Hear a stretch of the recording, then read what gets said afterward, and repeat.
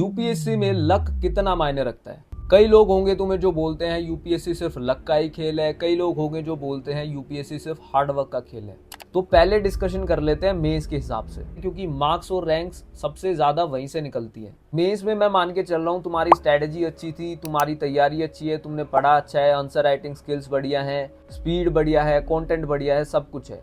लेकिन वहां पे लक तुम्हारा काम करेगा इवेल्युएटर पे, जो इंसान तुम्हारे आंसर चेक कर रहे हैं। मान लो एग्जामिनर तुम्हारा एस्से का पेपर चेक कर रहा है, 125 नंबर का एस्से होता है। अब वो चेक करने के बाद लास्ट में सोच रहा है कि यार 60 नंबर दूं इसे या 65 दूं। मतलब उसका मूड है 60 भी देने का, 65 भी देने का, और उसने मान लो वहां पे तुम्हें 60 दे दिए, तो उसकी 1 सेकंड लगी लेकिन तुम्हारे 5 नंबर कम हो गए। मान लो उसने 65 दे दिए, तो फिर तुम्हें 5 नंबर एक्स्ट्रा मिल गए जो तुम्हें आगे जाके काम आएंगे। तो ऐसे ही जीएस 1 2 3 4 और ऑप्शनल के पेपर में कहीं पे आधा 1 नंबर या फिर ऐसे में 5-10 नंबर का गैप क्रिएट हो सकता है। एग्जामिनर टू एग्जामिनर डिपेंड करता है। अब देखो यार, वो भी तो इंसान ही है। मतलब जैसे स्कूल के टीचर्स होते हैं, कॉलेज के प्रोफेसर होते हैं, वो भी तो उसी टाइप के लोग हैं ना।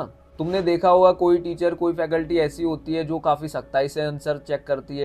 कई ऐसे भगवान के बंदे भी होते हैं, भगवान के अवतार होते हैं कि चलो थोड़ा एक्स्ट्रा मार्क्स देते रहते हैं, दिल खुश रहता है उनका, बढ़िया मूड में आए हुए हैं तो बढ़िया तुम्हें नंबर मिल रहे हैं।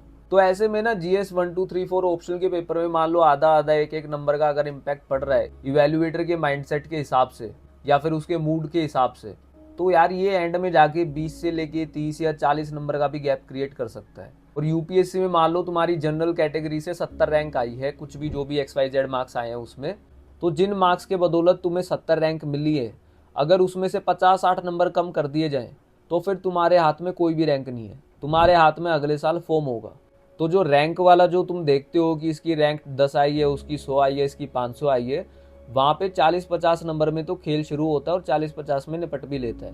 तो एग्जामिनर का जो मूड है कि चलो 5 नंबर एक्स्ट्रा दे दिए एसए में या फिर जीएस में, कोई सख्ताई से चेक कर रहा है, आधा नंबर ज़्यादा दिया कम दिया, एंड वो टोटल जब करोगे उसका 20-25 प्लस माइनस अगर होता है तो फिर उसका काफ़ी ज़्यादा इम्पैक्ट तो पड़ता है। लेकिन यार देखो, लक का फैक्टर ना तभी काम आता है जब हार्डवर्क तुमने पूरा किया है। मतलब मान लो तुमने ऑप्शनल का पेपर दिया, तुम्हारे 260 नंबर बन रहे हैं, एग्जामिनर का दिल खुश है, अच्छे मार्क्स देने वाला इवेल्युएटर तुम्हें मिला हुआ है और वो खुले मार्क्स दे जा रहा है जो कि दूसरे वाला नहीं देता, तो तुम्हारे 290 या 300 के आसपास जा सकता है मैटर। लेकिन अगर तुमने मेहनत ही कम की है, तुम्हारे बन ही 200 रहे हैं, तो उसमें अगर तुम्हें बढ़िया इवेल्युएटर मिल भी जाए तो कुछ फायदा होने वाला है नहीं, उसमें फिर कोई रैंक वैंक आनी है नहीं। तो लक का फायदा भी तभी होता है जब अपना हार्डवर्क पूरा हो, तैयारी पूरी हो। तो जो बोलते हैं कि यूपीएससी तो लक का खेल है, ऐसा नहीं है भाई। यूपीएससी में जो बैड लक और लक वाला खेल होता है वो हार्डवर्क के बाद ही आता है, समझ रहे हो। अगर तुमने ऐसे लिखा ही है ऐसा कि जिसमें 30 नंबर मिल रहे हैं, तो फिर उसमें +5 मिलने के बाद क्या ही उखड़ेगा, कुछ नहीं। अगर तुमने ऐसा लिखा है ऐसे कि जिसमें 60 मिल रहे हैं, उसमें अगर एग्जामिनर के मूड के हिसाब से अगर +5 मिल रहा है, तब है फायदा उसका। तो आई होप तुम्हें क्लियर हुआ हो। अपने को मेहनत पूरी करनी है ताकि अगर लक चमके तो मजा आ जाए, ठीक है। अगर मेहनत कम है फिर तुम्हारा लक चमक रहा है, फिर कुछ फायदा भी नहीं होगा। तो मेहनत तो अपने को पूरी रखनी है। लक बैड लक हमारे हाथ में तो है नहीं, उसकी टेंशन ले ही नहीं सकते।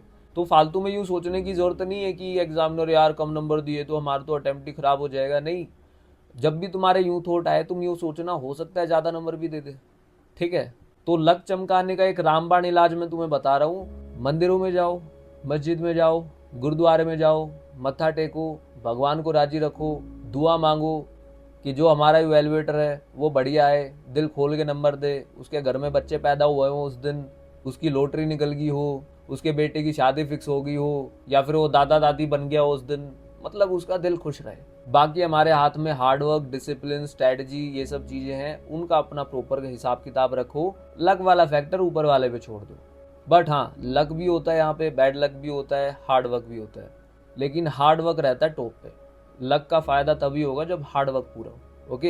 एंड अगर तुम्हें अपनी आंसर राइटिंग में वैल्यू एडिशन के लिए फॉर्मूलाज और कीवर्ड्स का बंडल चाहिए, हिंदी और इंग्लिश मीडियम में सारे ही सब्जेक्ट्स का, उसमें स्टैटिक पार्ट की भी सारी चीजें मिल जाएंगी तुम्हें और करंट अफेयर्स वाले मुद्दे भी मिल जाएंगे वहां पे, वो बंडल तुम कंप्लीट ले सकते हो 600 रुपीज में। स्क्रीन पे तुम्हें नंबर दिख रहा है, इस पे व्हाट्सएप कर देना, फॉर्मूलाज और कीवर्ड्स लिख के भेज देना। फॉर्मूलाज एंड कीवर्ड्स काफी ज्यादा जरूरी हो गए हैं अब 2025, 26, 27 के अटेम्प्ट के लिए।